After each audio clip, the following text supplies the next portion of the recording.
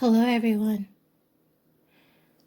Welcome to this episode of True Stories of Paranormal Hauntings from Upstate New York with Haunted Ramblings.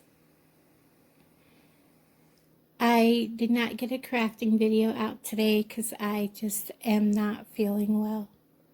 This full moon just is wreaking havoc with a lot of people, with a lot of pain and just feeling sick or anger issues. So everybody just know that it's the moon and it will pass.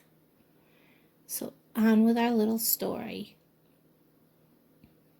This is a true story from upstate New York. If any of you have ever lived there, a lot of you know that that area is just full of paranormal and a lot of cult history in some of the areas. This story is one of those stories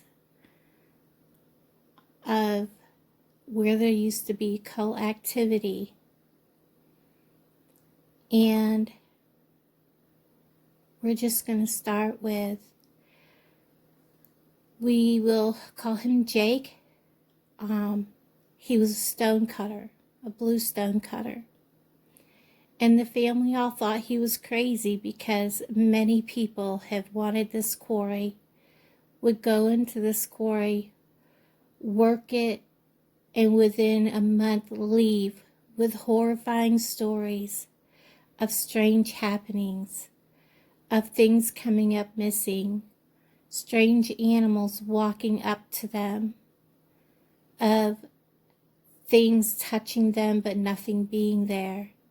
And the guys would leave and leave behind their tools, their vehicles in some cases, and have to have somebody else go back and get them because they would never return up on that mountain. Jake wanted that quarry because it was what they called the mother lode. You could go in there and it was gravy work. The stone come up easily and it was beautiful. He got it in late spring and he worked it all spring, all summer.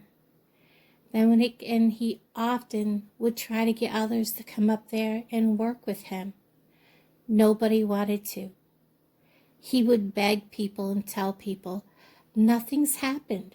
Nothing. That's all stories. People must have been on drugs because nothing's happened to me up there. It is peaceful up there. Once in a while, people would go with him, only to find that he was always looking over his shoulder, always jumping at the slightest little noise. They would notice that there would be an odd feeling. There would be strange animals would walk up to them at the stone block while they were working. Fox, deer, like they weren't even there. Then one day, when it was cold and bitter, Jake was working along, and he always had a radio that took batteries sitting on the hood of his truck. And he was thawing the block out with a barrel, and he was shoveling. He was working along, and he realized that the music had stopped. He figured that the batteries had run out, so he was going to go over and put new batteries in. When he got to the truck, the radio was gone. He thought maybe at first that it fell off onto the ground, but he couldn't find it nowhere. He looked all over for the radio, And he thought, well, maybe I was imagining things. Maybe I just never brought it with me. But when he got home, the radio was nowhere to be found. Jake had experienced all sorts of animals walking up to him on the block, walking across it like he wasn't even there. He had experienced animals he had never seen in his life walking across there, but he never told anyone.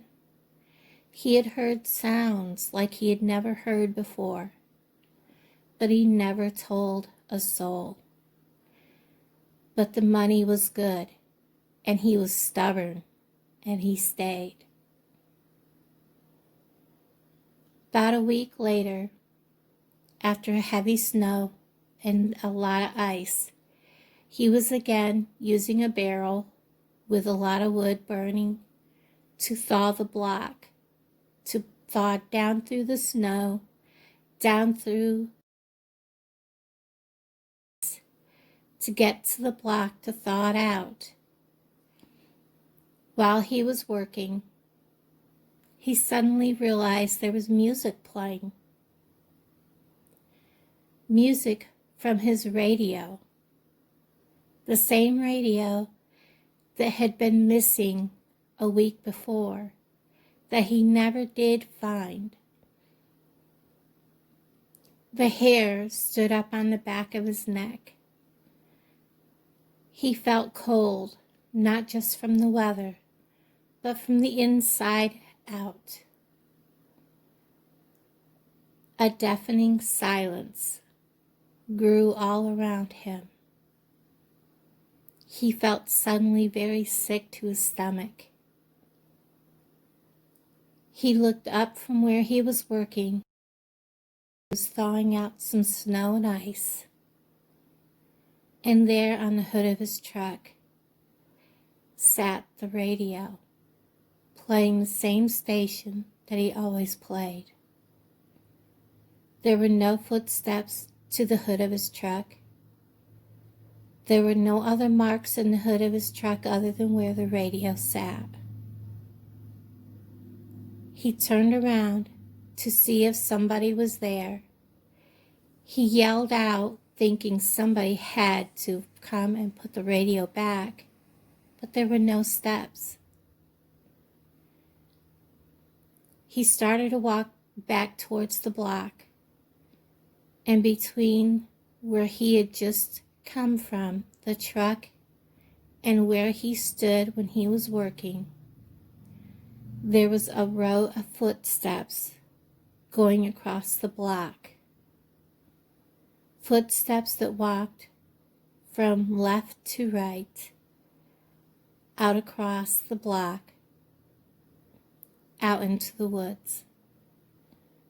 Footsteps that were bigger than normal, that melted not only through the snow, but through the 2 to 3 inches of ice beneath, leaving the block underneath all of the ice dry and hot to the touch.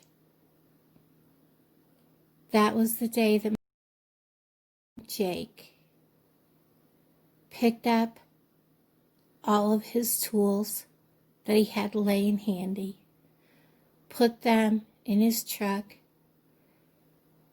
flung the radio as hard as he could, and left the hill and never returned. Thank you for listening to this true story of hauntings and paranormal from upstate New York. I hope you enjoyed this. I have a lot of stories from my childhood and from places that I lived when I was growing up and when I was an adult.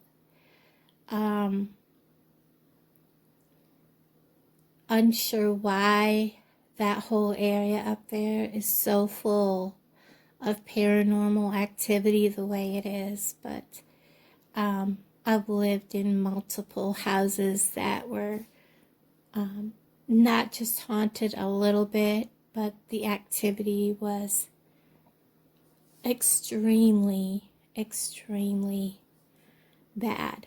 So, everyone, thank you for watching. And please, if you aren't already subscribed, please do so.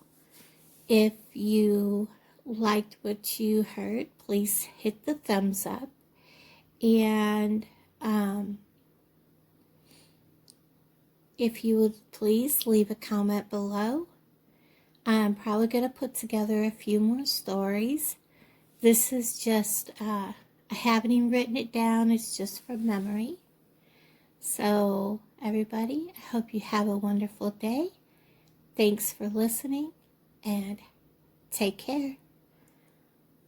Bye-bye.